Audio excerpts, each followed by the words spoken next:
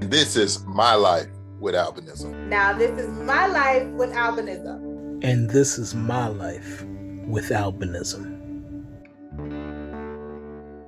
Welcome back to another episode of Life with Albinism podcast. I'm your host, Dale, and I have a special guest with me today. I'm going to let her introduce herself. So tell the people your name, where you're from, and any social medias that you would like to give out. Sure. So my name is Cindy. I'm the owner of CKN Enterprise, which is a wedding and special events planning company. It's based here in New York City. My Instagram handle is Cindy's Booked because I am an avid reader and a wedding planner. So I call myself the wedding planning bibliophile because I read brides and I read books. And that is pretty much that. Okay. So before we jump into the business, I just wanted to ask you, how has living and growing up with albinism been for you in your personal experiences? Sure. I mean, it's had its challenges primarily in school, right? So I mean, I know that's the common theme because I've seen your podcast, and I mean that's just the reality, right? So, for the most part, albinism essentially means you will be legally blind, and I mean, we are not we're not young Gen Zs, so we would have all grown up with like a blackboard and having visuals and the front of the classroom being the dominant focus of learning. So having to contend with that and having severe nearsightedness, that in itself will pose a challenge. So in that sense, yeah, it was challenging in predominantly public school setting. I have a brother who also has albinism, and he too faced some of the same challenges. Fortunately for us, our mother was able to find and enroll us relatively early on. For me, I was in middle school. He was in elementary school, but we were enrolled at the New York Institute for Special Education, which is here in the Bronx. And so, of course, when you're in school, everybody hates it, right? So it's horrible. It's the worst. God, but it was actually a godsend because, and I had something to compare it to where my brother started there from kindergarten. I started in middle school. So because I started in middle school, I had a public school setting to compare it to. So it was great academically for me, and I was able to excel. I actually was fortunate enough to graduate first in my class from high school just because, well, it's a significantly smaller school setting, and I mean, that's the reality. It's less competition, but it was a wonderful opportunity to learn because the learning material would have been customized to your visual needs. Oh, okay. And so, that makes sense. Yeah, so from that point of view, it was great.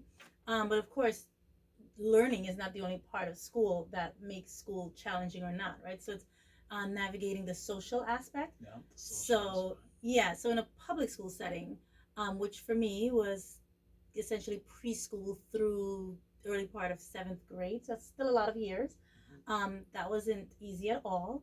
From navigating the physical landscape of school, like fire drills in like public middle schools where everybody's running downstairs when they say, walk in an orderly fashion. Nobody walks in an orderly fashion. Right. So everybody wants to be first, everybody pushes, and having nearsightedness and not having good depth perception makes it challenging, makes it intimidating. Added to, for me, the other layer for me is that I went to an all girls Catholic school initially before going to a co-ed public school. So even the social part of Catholic school versus public school, that part is even different. Like, right, like behavioral things, like where in Catholic schools it's governed by like nuns and a strict code of conduct. In public schools, where it's kind of like Animal House, so for that, those two things in itself were harder having albinism because there is nobody guiding you. There's nobody holding your hand. There's nobody. Not suggesting that everybody does need that. I know I needed that, and it would have made all the difference for me. So transitioning in the seventh grade to the New York Institute, and I don't want this. I don't mean this to turn into a plug for the institute. Not that they don't deserve to be plugged, because it was a fine school. But for me, it was a godsend because it did make all the difference. I don't know if I had finished school in a public school setting, like gone through high school. I don't know that I would have gone to college and grad school, and I even actually went to law school, and I don't think I would have done any of that had I remained in a public school setting. Yeah, because you may have not had the resources. I would never have had the resources, and I wouldn't have had the sensitivity. I mean, even there's like stupid things that people say. Even, I mean, I'm a wedding planner, um, but my day job, because wedding planning is not a 9 to 5. So my regular 5 days a week job is I'm a paralegal, and you know, my employer, because legal blindness is a federally protected disability, right? They do have to make certain accommodations, and that includes like for at work I have Zoom text on my computer.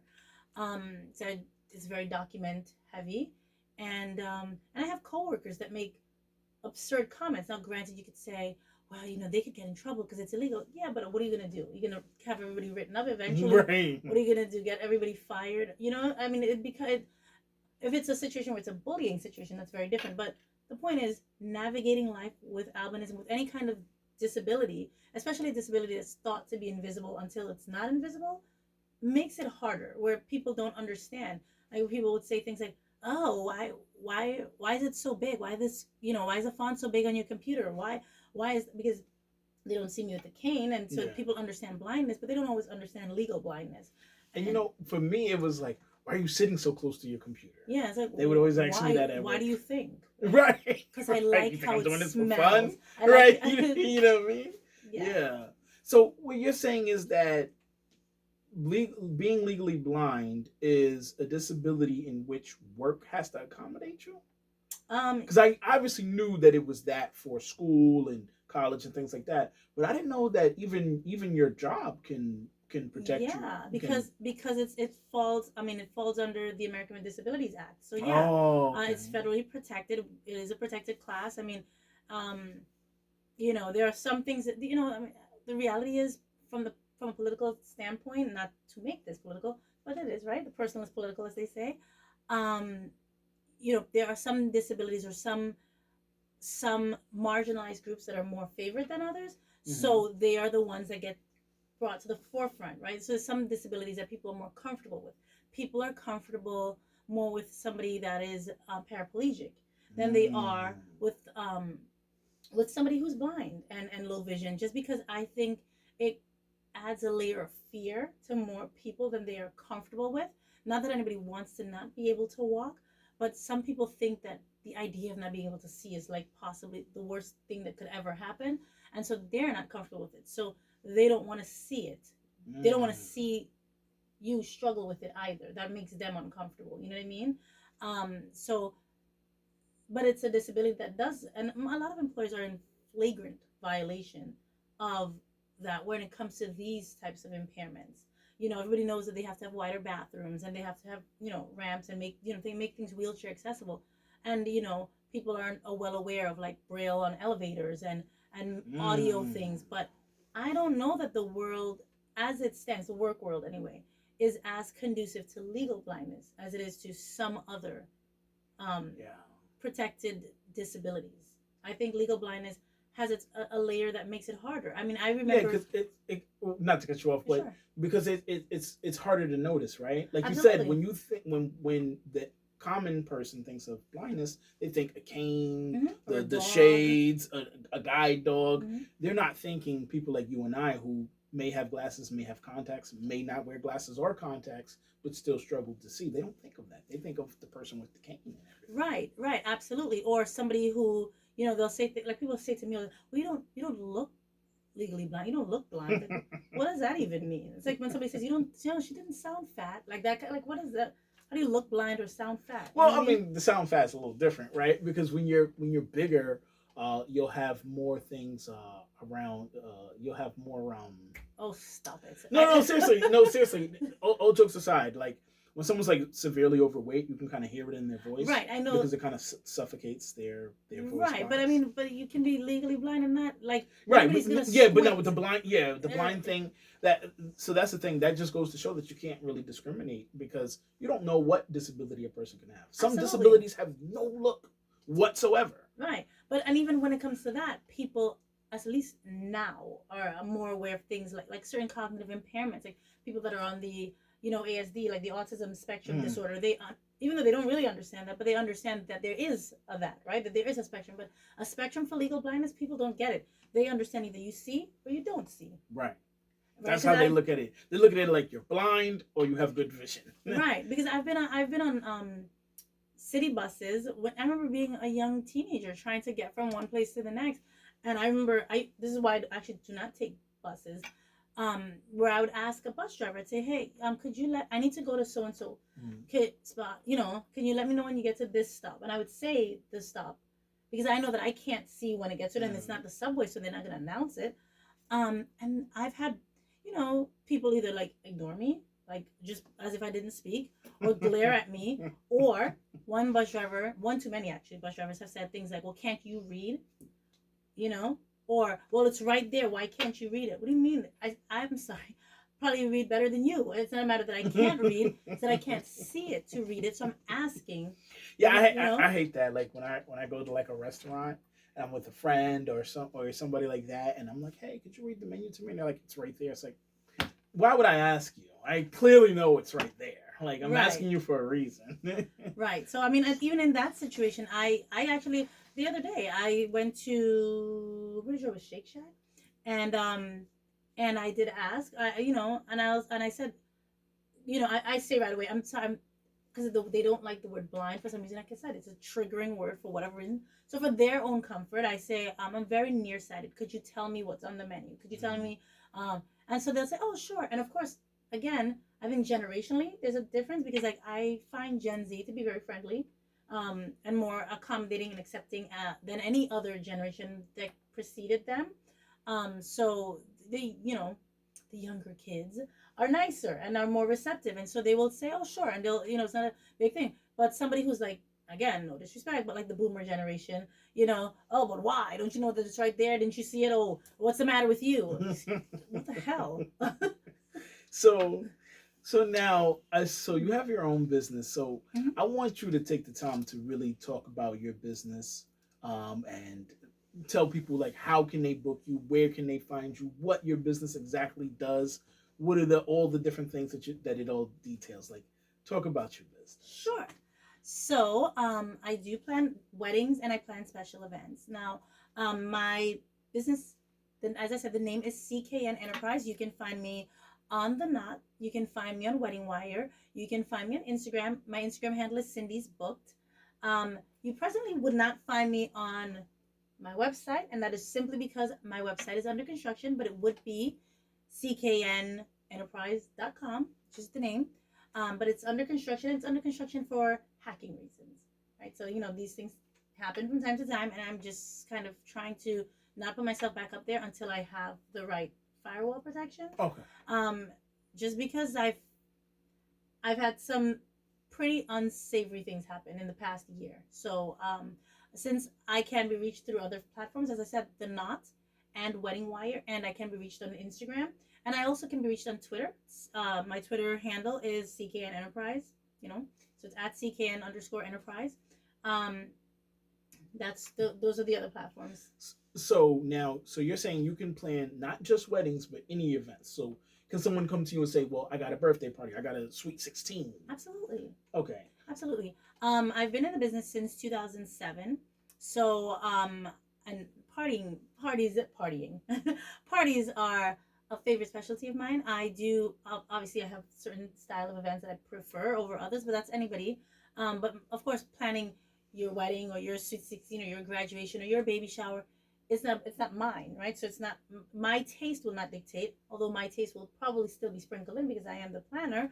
But ultimately it is the client who decides the scope of how they want their event to go, the theme, if there is one, this, just the general style and mood of the event will be dictated by the client's needs, wants, wishes, and ultimately budget.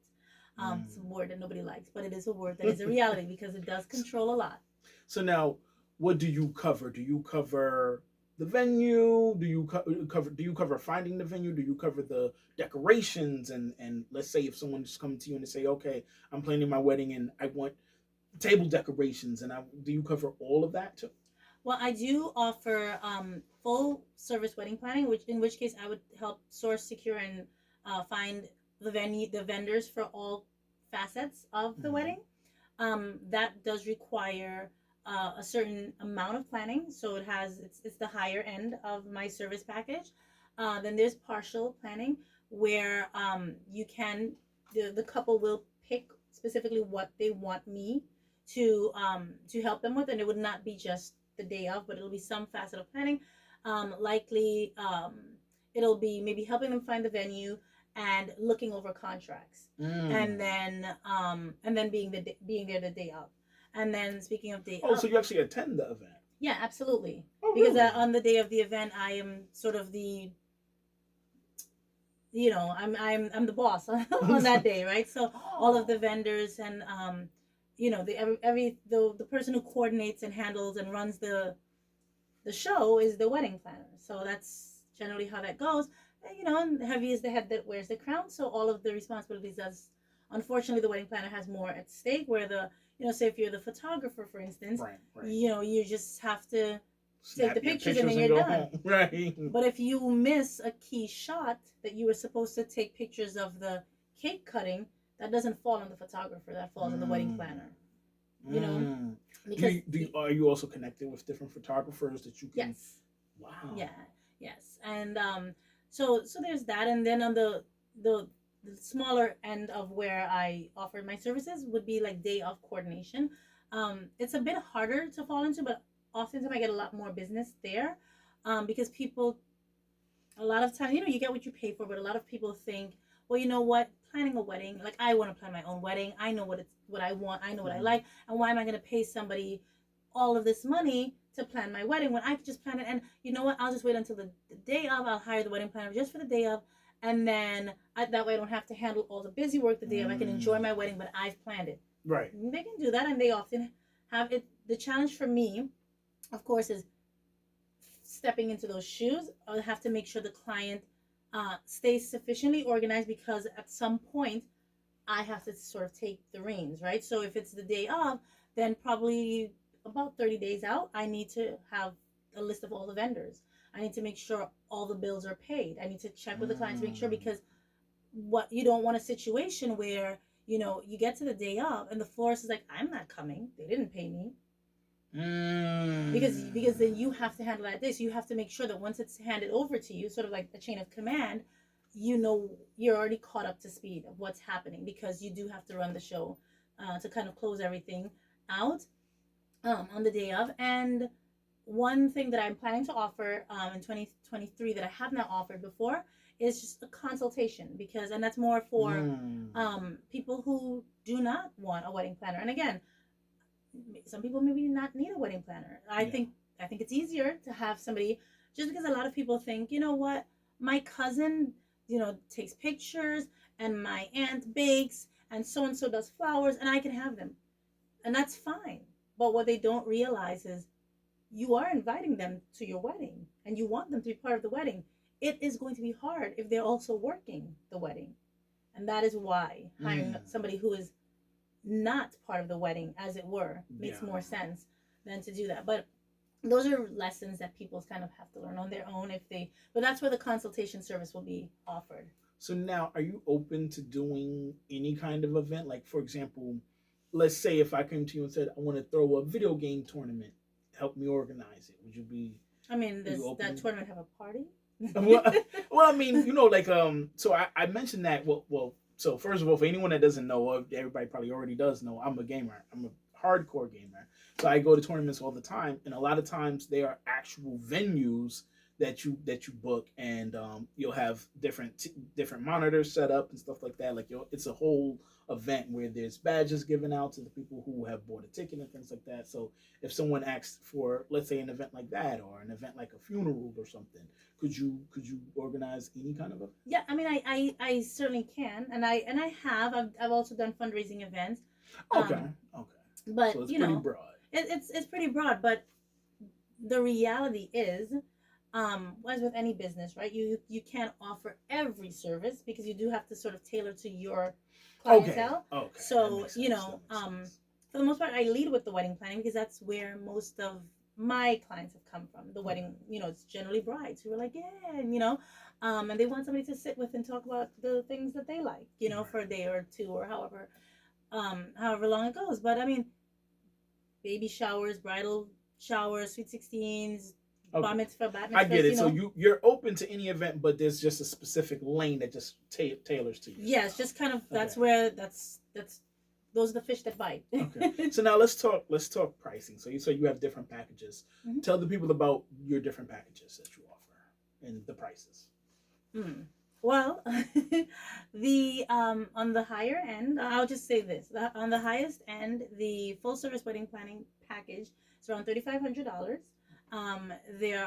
It's about 60 hours of planning that goes into that, with 4 separate hour-long meeting sessions. That's usually a year's worth of wedding planning. Okay. And on the lowest end, the consultation package would be $500. Okay. And the $500 would be, a 5 to 6 hour, but there'd be some things that would happen beforehand. Like I would have to sort of, give you a questionnaire and certain things so that you can come to the consultation, and I'm not wasting your time. You're not wasting mine, and you don't feel like your money's being wasted, so that you get the consultation that you're looking for. Now, right? does that 500 go into the cost? Like, let's say if I do the $500 consultation and then I book you for the $3,500 full planning, does that 5 go into that? Well, that hasn't happened yet, but that certainly could happen, right? Okay. Because it very well could happen, right? So you could say, well, you know what, I think I just want a consultation, and because I said I'm doing that. So going consultation forward. is advice, It's or is it more like? Because forgive me for my ignorance. I thought consultation was like when you call someone to give them your idea, just so that they can tell you if it sounds feasible or not.